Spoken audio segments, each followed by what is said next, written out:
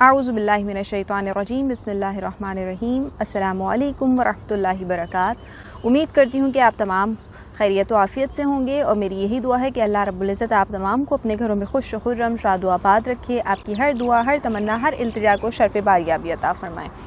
آج جس موضوع کے ساتھ آپ کے سامنے حاضر خدمت ہوئی ہوں، جس حوالے سے آج آپ سے بات کرنے کی کوشش کر رہی ہوں، بہت زیادہ مشہور موضوع چل رہا ہے فی زمانہ، اور ہر کوئی اس کے بارے میں بات کر رہا ہے، ہر کوئی اس کی احتیاطیں کر رہا ہے۔ بہت وائرل موضوع، بہت ٹرینڈنگ موضوع، ہر کوئی اس سے بچنے کی تدابیر سوچ رہا ہے، ہر کوئی سوچ رہا ہے کہ اس سے اپنی حفاظت کیسے کی جائے۔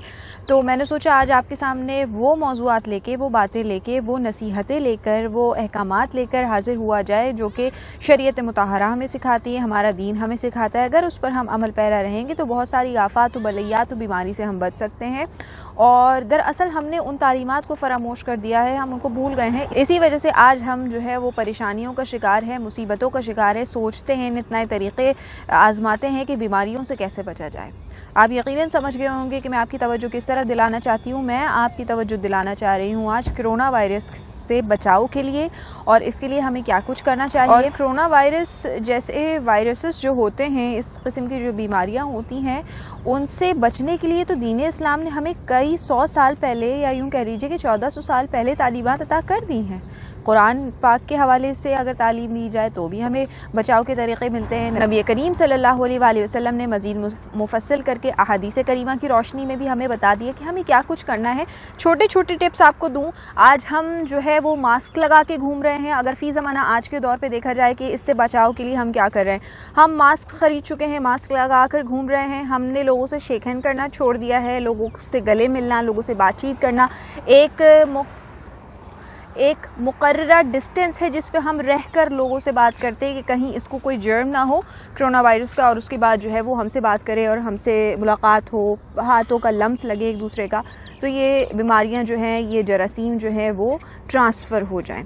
تو شروع کی جو ہماری تعلیمات ہے، اگر ہم ان کو یاد رکھتے، اگر ہم یہ سوچتے سمجھتے اچھے طریقے سے ان عادات کو اپنا لیتے جو شریعت مطہرہ نے، جو دین اسلام نے ہمیں اور آپ کو سکھائی اور بتائی ہیں، اور جو چھوٹی چھوٹی سنتیں بھی ہیں جن پر عمل کر کے ہمیں اجر و ثواب بھی ملتا ہے اور صحت بھی ملتی ہے، اگر ہم وہ اپنا لیتے تو آج اتنے بڑی اذیت سے ہم اور آپ نہیں گزر رہے ہوتے۔ سب سے پہلے آغاز کروں گی طہارت کے حوالے سے کہ دین اسلام ہے جو طیب و طاہر رہنے کا، پاک صاف رہنے کا، جسمانی ظاہری صفائی کا بھی حکم دیتا ہے۔ اور آج یہ کہا جا رہا ہے کہ وہ جرم جو ہیں وہ ہاتھوں پر لگتے ہیں، تو ہاتھوں کو بار بار اچھے طریقے سے ہینڈ واش کرنا چاہیے، سینیٹائزرز یوز کرنے چاہیے۔ اگر آپ دن میں 5 مرتبہ وضو کر لیں، ڈیلی آپ غسل کریں، تو آپ کو طہارت ویسے ہی حاصل ہو جائے گی۔ جب دن میں 5 مرتبہ وضو کیا جائے گا تو اب آپ کو اس بات کی اہمیت سمجھ آ رہی ہوگی کہ دن میں 5 مرتبہ وضو کرنے کا حکم ہمیں دین اسلام نے کیوں سکھایا، کہ 5 مرتبہ دن میں الگ الگ اوقات میں جب ہم وضو کرتے ہیں تو اس دوران ایک وضو سے لے کے دوسرے وضو کے درمیان جو وقت گزرتا ہے، ہو سکتا ہے اس میں ہمارے ہاتھوں پہ، پیروں پہ، جسم پہ کہیں کوئی جراثیم لگ جائے، تو اس سے ہم پاکی حاصل کرنے کے لیے، ان جراثیم سے جان چھڑانے کے لیے ہم وضو کر لیتے ہیں۔ غسل کا طریقہ بھی ہمارے دین اسلام نے ہمیں بتایا کہ کس طرح غسل کرنا ہے۔ بے شمار بیماریاں، جراثیم، بے شمار وبائی امراض سے ہم اس نتیجے میں، اس طریقے سے غسل کرنے میں، اس طریقے سے پاکی حاصل کرنے میں محفوظ رہ سکتے ہیں۔ اس کے علاوہ ہمارے بڑے بزرگ جب ہمیں زندگی گزارنے کے طریقے بتاتے تھے، جب ہماری تعلیم و تربیت کا دور چل رہا تھا تو ہماری دادی نانی، ہمارے دادا نانا ہمیں یہ بتایا کرتے تھے، جب ہماری تعلیم و تربیت کی جاتی تھی، جب ہمیں زندگی گزارنے کے طریقے بتائے جاتے تھے، تو ہم نے دیکھا بھی ہے اور ہمیں سکھایا بھی جاتا تھا کہ رومال کا استعمال کرنا ہے۔ جب آپ کو چھینک آ جائے، جب آپ کو کھانسی آئے، تو اپنا رومال اپنے چہرے پر، اپنے منہ پر آپ نے رکھنا ہے، اور تاکہ جو بھی کھانسی کے جراثیم یا چھینک کی وجہ سے جو چھینٹیں آ رہی ہیں وہ کسی اور سے بات کرتے ہوئے اس کی طرف نہ چلی جائیں، بلکہ وہ رومال میں ایبزارب ہو جائیں۔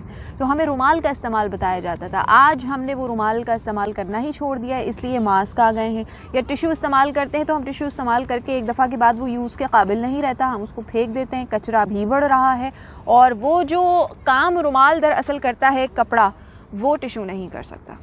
اسی طرح پہلے کے برتن اگر آپ دیکھ لیجئے جو استعمال کیے جاتے تھے، پانی پینے کے جو گلاسز ہوتے تھے وہ اکثر گھروں میں مٹی کے ہوا کرتے تھے۔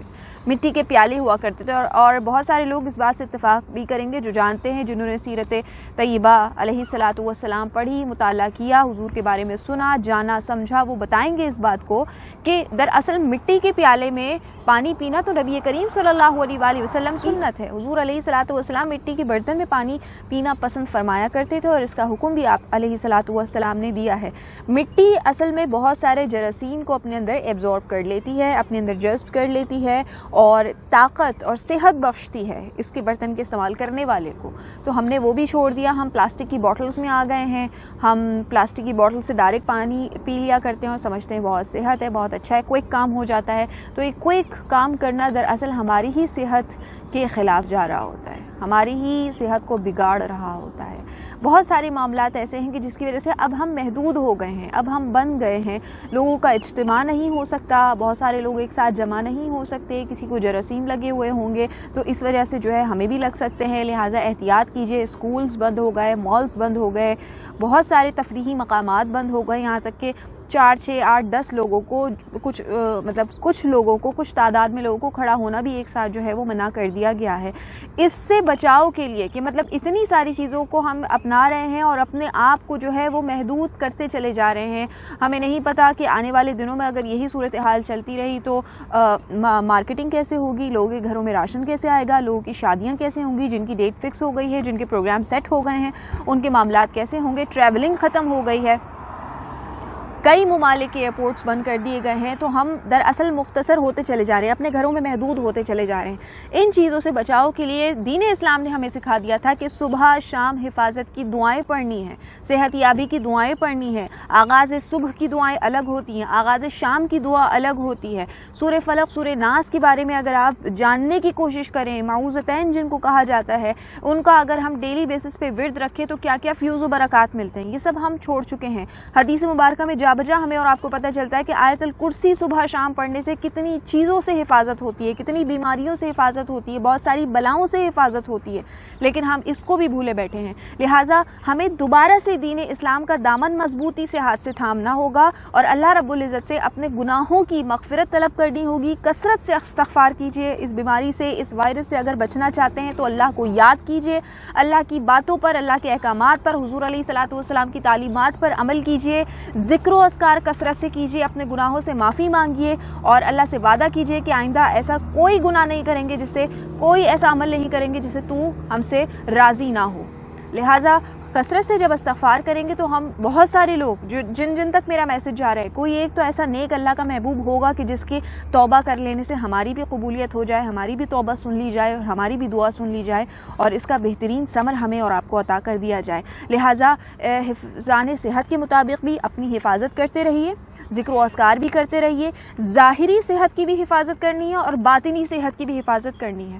تو انشاءاللہ اللہ رب العزت ضرور کرم فرمائے گا, ہمارے لیے آسانیاں ہوں گی. اللہ رب العزت ہم سب کا حامی و ناصر ہو, اس موذی بیماری سے سب کو محفوظ رکھے اور جو اس میں مبتلا ہیں جلد از جلد ان کو صحت یابی نصیب ہو. میری ویڈیو اگر آپ کو اچھی لگی ہو, میری بات اگر دل کو لگی ہو تو اس ویڈیو کو صدقہ جاریہ سمجھ کر زیادہ سے زیادہ شیئر کیجیے گا. میرے یوٹیوب چینل کو سبسکرائب کر لیجیے گا, بیل آئیکن کے بٹن کو بھی پریس کر دیجیے گا. میں انشاءاللہ پھر کسی اچھے موضوع کے ساتھ آپ کے سامنے حاضر خدمت ہوں گی. تب تک اپنا بہت خیال رکھیں, مجھے اپنی دعاؤں میں یاد رکھیں, اپنی صحت کا بھی خیال رکھیں. اب دیجیے اجازت, فی امان اللہ.